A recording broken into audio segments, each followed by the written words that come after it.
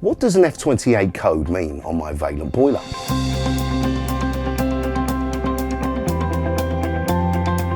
If your boiler is displaying an error code, you might be tempted to simply restart your boiler and ignore the code. However, this is unlikely to resolve the issue, and ultimately your boiler stops operating for 3 important reasons. To protect the boiler from damage, to keep everyone on the property or in the property safe, to annoy you on a very cold day is the most likely reasons that the boiler will have stopped working. But in all honesty and the seriousness, what's happening is an error code is there to make sure that you are aware of a fault within the boiler.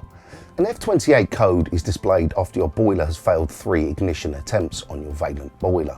Vaillant officially defines the F28 error code as an ignition fault. There are a few things that could be causing this problem, including insufficient supply of gas, a faulty electrode or ignition lead, or a faulty gas valve itself.